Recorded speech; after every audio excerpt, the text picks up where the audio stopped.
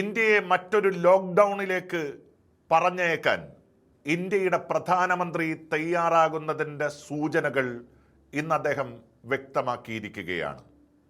സ്വർണം വാങ്ങിക്കരുത്, വിദേശ രാജ്യങ്ങളിലേക്ക് യാത്ര ചെയ്യരുത്, പെട്രോളിയം ഉൽപ്പന്നങ്ങൾ ഉപയോഗിക്കുന്നതിൽ നിയന്ത്രണമുണ്ടാകണം, വീട്ടിലിരുന്ന് ജോലി ചെയ്യണം എന്ന് തുടങ്ങി നിരവധിയായിട്ടുള്ള ലോക്ക്ഡൗണിന് മുന്നോടിയായിട്ടുള്ള നിർദ്ദേശങ്ങളാണ് ഇന്ത്യയുടെ പ്രധാനമന്ത്രി ഇപ്പോൾ ഇന്ത്യൻ ജനതയോട് പങ്കുവച്ചിരിക്കുന്നത്.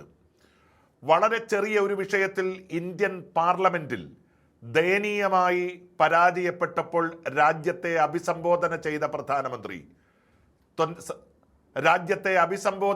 പ്രധാനമന്ത്രി ഇത്രയും വലിയ ഒരു ലോക്ക്ഡൗണിലേക്ക് ഇന്ത്യ പ്രവേശിക്കുന്നതിനെ കുറിച്ച് വെറും വാർത്താക്കുറിപ്പ് മാത്രമാണ് നടത്തിയിരിക്കുന്നത്.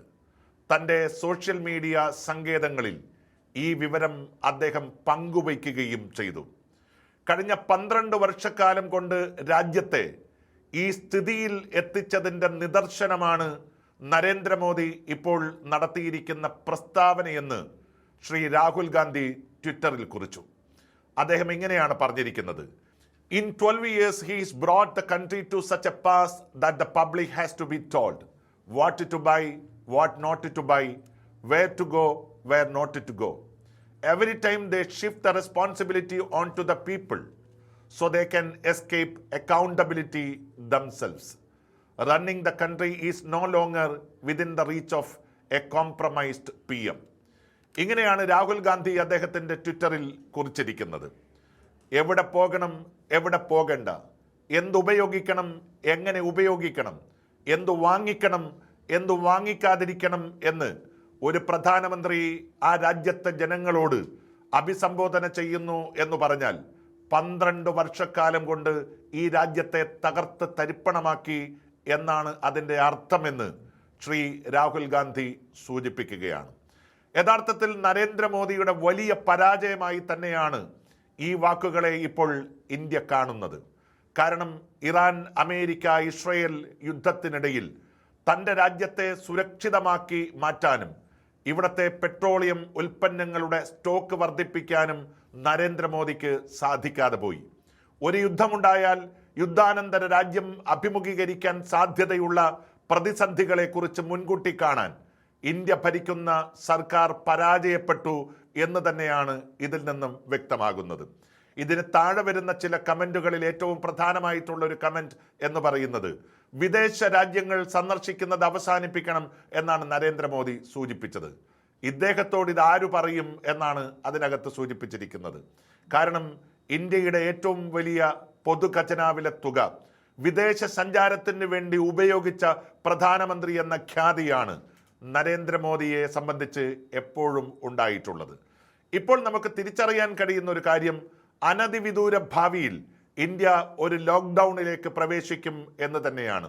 വീട്ടിലിരുന്ന് ജോലി ചെയ്യാനും പെട്രോളിയം ഉൽപ്പന്നങ്ങൾ വളരെ ലളിതമായി ഉപയോഗിക്കാനും സ്വർണം വാങ്ങിക്കാതിരിക്കാനും വിദേശ യാത്രകൾ ചെയ്യാതിരിക്കാനും ഒരു രാജ്യത്തിൻ്റെ പ്രധാനമന്ത്രി ആ രാജ്യത്തെ പൗരന്മാരോട് ആവശ്യപ്പെടുന്നു എന്ന് പറഞ്ഞാൽ അപകടകരമായിട്ടുള്ള സ്ഥിതിവിശേഷം ഇന്ത്യയെ നോക്കി നിൽക്കുന്നു എന്ന് തന്നെയാണ്. ഇത് സർക്കാരിൻ്റെ വലിയ പരാജയമാണ്. ഈ ഒരു ഘട്ടത്തിൽ ഒരുപക്ഷെ രാജ്യത്തിൻ്റെ പ്രധാനമന്ത്രിയുടെ രാജി പോലും പ്രതിപക്ഷ രാഷ്ട്രീയ പാർട്ടികൾ ആവശ്യപ്പെട്ടേക്കാം. പക്ഷേ അപ്പോഴും നമ്മൾ തിരിച്ചറിയേണ്ടുന്ന ഒരു കാര്യം, വല്ലാത്ത അപകടം ഇന്ത്യയെ തുറിച്ചു നോക്കുന്നു എന്നാണ്. 1991 ഡോക്ടർ മൻമോഹൻ സിംഗ് പുത്തൻ സാമ്പത്തിക നയം ഇന്ത്യയിൽ നടപ്പിലാക്കിയതിനു ശേഷം വിപ്ലവകരമായ മാറ്റമാണ് ഇന്ത്യൻ സാമ്പത്തിക മണ്ഡലത്തിൽ ഉണ്ടായത്. ലോകത്തിലെ തന്നെ ആദ്യത്തെ 5 സാമ്പത്തിക ശക്തികളിൽ ഒന്നായി ഇന്ത്യയെ വളർത്തിയതിന് പിന്നിലുള്ള ഫൗണ്ടേഷൻ എന്ന് പറയുന്നത് ഡോക്ടർ മൻമോഹൻ സിംഗ് ഇട്ട അല്ലെങ്കിൽ അദ്ദേഹം പാകിയ ശിലകൾ തന്നെയായിരുന്നു. പക്ഷേ അതിൽ നിന്നെല്ലാം വ്യത്യസ്തമായി ഇപ്പോൾ നമ്മൾ കാണുന്ന ഈ സ്ഥിതിവിശേഷം യഥാർത്ഥത്തിൽ ഭാരതീയ ജനതാ പാർട്ടിയുടെ നേതൃത്വത്തിലുള്ള സർക്കാരിൻ്റെ പരാജയം തന്നെയാണ്. ഇന്ത്യയുടെ വിവിധ സംസ്ഥാനങ്ങളിലെ രാഷ്ട്രീയ കളരികളിൽ അഭ്യാസം നടത്തുന്ന ഒരു സർക്കാരിന് രാജ്യത്തെ സംരക്ഷിക്കാൻ കഴിയാതെ പോകുന്നു എന്ന് നമ്മൾ തിരിച്ചറിയുകയാണ്. ലോകത്തിൻ്റെ വിവിധ ഭാഗങ്ങളിൽ യുദ്ധമുണ്ടായപ്പോൾ ആ യുദ്ധത്തിന്റെ മേഖലകളിലേക്ക് പാഞ്ഞുപോയി സമാധാനത്തിന്റെ സന്ദേശവാഹകരാകുന്ന പൂർവകാല ഇന്ത്യയുടെ ചരിത്രം വിസ്മൃതിയിൽ ആണ്ടുപോയ കാലമാണ് നരേന്ദ്രമോദിയുടെ കാലം. ആ കാലത്തെ ഓർമ്മിപ്പിക്കുന്നത് തന്നെയാണ് ഇറാനും അമേരിക്കയും ഇസ്രയേലും തമ്മിലുള്ള യുദ്ധാനന്തര രീതിയും നമ്മളെ പഠിപ്പിക്കുന്നത്. ഇന്ത്യയുമായി ഏറ്റവും വലിയ സൗഹൃദം സൂക്ഷിക്കുകയും ഇന്ത്യയുടെ സാമ്പത്തിക മണ്ഡലത്തിന്റെ ഏറ്റവും വലിയ ശക്തി സ്രോതസ്സായി മാറുകയും ചെയ്യുന്ന മിഡിൽ ഈസ്റ്റ് രാജ്യങ്ങളിൽ അശനിപാതം പെയ്തിറങ്ങുമ്പോൾ അവിടെ ആശ്വാസത്തിന്റെ നായകനായി പറന്നിറങ്ങാൻ ലോകം ആഗ്രഹിച്ച നേതാവിന്റെ പേരായിരുന്നു ഇന്ത്യയുടെ പ്രധാനമന്ത്രി. നിർഭാഗ്യവശാൽ ഇവിടെയെങ്ങും അദ്ദേഹത്തിന് ഇടപെടാൻ സാധിച്ചില്ല. ഇന്ത്യയുമായി താരതമ്യം ചെയ്യുമ്പോൾ വളരെ താഴ്ന്ന നിലവാരത്തിൽ നിൽക്കുന്ന പാകിസ്ഥാൻ പോലും മീഡിയേറ്ററായി മാറുന്ന ഒരു ഘട്ടത്തിൽ അന്താരാഷ്ട്ര മേഖലയിൽ ഇന്ത്യ ഉയർത്തിക്കൊണ്ടുവന്ന അഭിമാനത്തിന്റെ ഗോപുരങ്ങളാണ് ഒന്നൊന്നായി തകർന്നു വീണത്.